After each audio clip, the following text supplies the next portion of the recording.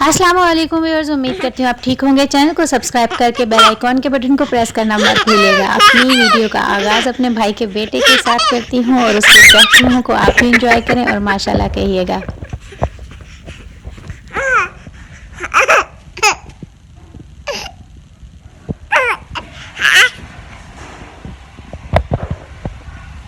Paleko kani beliye, paleko kani beliye, जब mushy को चलिए। जी तो व्यूअर्स, आपको मज़ा आया होगा इस क्लिप को देख के। और ये एक और क्लिप देखिएगा, यहाँ पे जो मेरा छोटा भाई है वो अपने दोनों बच्चों के साथ थोड़ी सी सिंगिंग कर रहा है। और ज़रा चेक कीजिएगा कि ये जो छोटी सी इसकी गोद में नन्ही मुन्नी सी क्यूटू सी बेटी बैठी है वो किस तरह एंजॉय कर रही है। ये चेक कीजिएगा ज़रा आप भी। जिस तरह वो जो भाई है उसकी कह लो कि म्यूज़िक की अप्स एंड डाउन होती हैं लिरिक्स वगैरह, तो उसी हिसाब से इस छोटों को देखे किस तरह से एंजॉय कर रही है। होपफुली आपने भी एंजॉय किया होगा माशाल्लाह।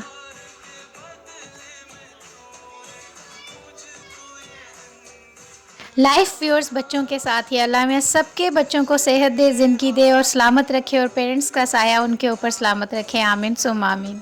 मेरी बहन का जो बेटा है वो कर रहा है, क्योंकि इन बच्चों ने आपस में रेस लगाई थी कि कौन ज़बरदस्त चीज़ें जो है वो परफॉर्म कर सकता है, किसकी क्रिएटिविटी ज़्यादा होगी। जैसा कि मैंने आपको चैनल पर बताया कि इसमें आपको बच्चों की क्रिएटिविटी प्लस मेरे कंटेंट से जिस तरह रेमेडीज़ होंगी, ब्यूटी टिप्स होंगी, आपको each and everything in one channel मिलेगी।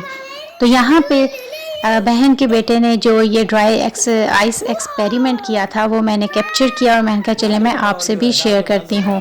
अब मुझे फ़िलहाल इतना अंदाज़ा नहीं है बहन के बेटे को या भाई के बेटे को क्या कहते हैं, भांजा या भतीजा होता है, लेकिन हमेशा से मैं कंफ्यूज रही हूँ इन दोनों वर्ड्स में, तो मैं इसीलिए बोल देती हूँ बहन का बेटा, भाई का बेटा।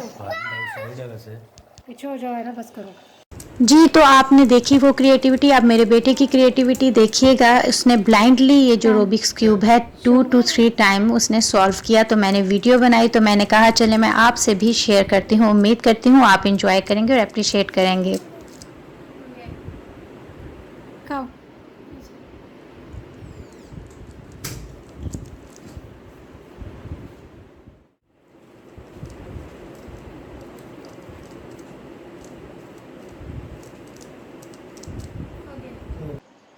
अच्छा व्यूअर्स, यहाँ पे देखिए ये जो हमारा मिट्ठू है, पैरेट है, ये जो हमारा पैरेट है ना, जब हम कहीं आगे पीछे होते हैं तो अपना ये जो डोर है अपने केज का वो ऊपर करके निकलने की कोशिश करता है। और इसने यही समझा कि हम शायद आगे पीछे हैं, लाइट ऑफ थी, तो मैंने चुप करके कह लें कि वीडियो बनाई, जब ये अपनी पूरी कोशिश में था हमारे से यहाँ से छुटकारा पाने के लिए, आज़ाद होने के लिए।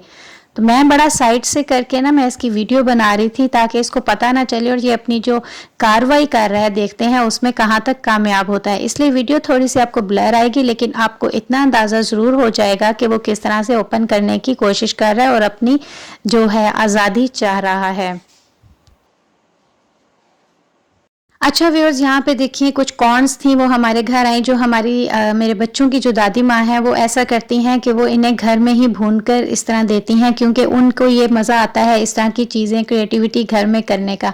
सबसे पहले हमने उनको इस तरह से उनके दाने बिल्कुल से अलग कर दिए, फिर हमारे पास एक ख़ास किस्म का जो स्टोव है सिर्फ़ और सिर्फ इन्हीं चीज़ों के लिए यूज़ होता है, हमने उसके अंदर इन बीन्स को है जो डाल दिया। और आप यहाँ पे देखेंगे जो इसकी ग्रीन फायर है वो निकल रही है, काफ़ी अट्रैक्टिव लग रही थी। और यहाँ पे देखिए हमने वो जो काला नमक होता है उन्होंने उसके अंदर इन सब दानों को डाला और उन्होंने अच्छा सा इनको आहिस्ता आहिस्ता भूनना शुरू कर दिया, क्योंकि वो कहती हैं जितनी भी घर की चीज़ हो जाए वो ही बेस्ट होती है, रादर देन के हम बाज़ार की हर चीज़ को लें और हाइजेनिकली हमें इश्यूज़ हो जाते हैं। तो वो हर चीज़ कोशिश करती हैं घर की हो। तभी तो मैं आपसे कहती हूँ कि हमेशा की जो रेमेडीज़ हैं वो मेरी ज़रूर मेरे चैनल पर चेक किया करें, क्योंकि वो सब आपसे रिलेटेड होंगी, आपके बच्चों से रिलेटेड होंगी, क्योंकि हमारे पास जो है होम रेमेडीज़ का ख़जाना है।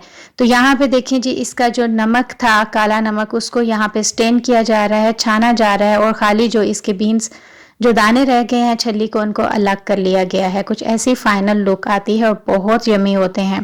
तो आज हम थोड़ा सा पैकिंग कर रहे थे, कुछ हम लोग अपने ये जो सूट्स थे उसको आयरन किया, तो मैंने कहा चलें साथ साथ जब हैंग करती हूँ तो मैं एक वीडियो भी बनाती हूँ ताकि आप चेक कर सकें, इनके डिज़ाइंस भी देख सकें और अगर आप वैसे कोई आइडिया लेना चाहें तो वो भी ले सकते हैं। तो मैंने इनको आहिस्ता आहिस्ता हैंग करना शुरू किया तो मैंने कहा कि चलें 1 बाय 1 आपके साथ में हैंग करते हुए मैंने अपनी जो मेड है उसको मैंने कैमरा हैंड ओवर किया और मैंने कहा मैं इसको इस तरह हैंग करती जाऊंगी, तुम जस्ट इसके ऊपर फोकस रखना और इस तरह व्यूअर्स को सही तरीके से जो है वो दिखता भी जाएगा। तो ये मिड समर के कुछ क्लोथ्स थे जो कि मेरे ख्याल में 1 या 2 मंथ ही मैक्सिमम पहने जाते हैं, मिनिमम पहने जाते हैं। उसके बाद तो वैसे ही विंटर सीजन आ जाता है, उसमें हम लोग खद्दर और इस तरह कॉटराई वगैरह के सूट्स को प्रेफर करते हैं। तो ये मिड समर के कुछ सूट्स होते हैं, इनकी ज़ाहिर है ड्यूरेबिलिटी भी ज़्यादा होती है क्योंकि हम लोग इतना तो ये वेयर करते नहीं हैं, लेकिन ये है कि अच्छे होते हैं, फंकी कलर्स होते हैं, वाइब्रेंट कलर्स होते हैं, अच्छा लगता है इनको पहनकर कुछ अरसे के लिए। मतलब ऐसा मज़े का मौसम होता है जिसमें ना सर्दी होती है, ना गर्मी होती है, ना कोई स्वेटिंग इशू होता है। जस्ट आप अच्छे अच्छे कपड़े पहनते जाओ विदाउट एनी, आप फैन भी रह सकते हैं और अच्छे से इनको आप कैरी भी कर सकते हैं और बड़े अच्छे अच्छे ये होते हैं क्योंकि हम विंटर सीजन में जब खद्दर के क्लोथ्स पहनते हैं तो उसके ऊपर हमें ज़ाहिर ऑफ कोर्स जैकेट्स, अपर्स वगैरह लेनी पड़ती हैं। तो ये कुछ ऐसे सूट्स होते हैं जिनको हम अच्छे तरीके से अगर स्टिच भी करवा लें तो हम उनके अच्छे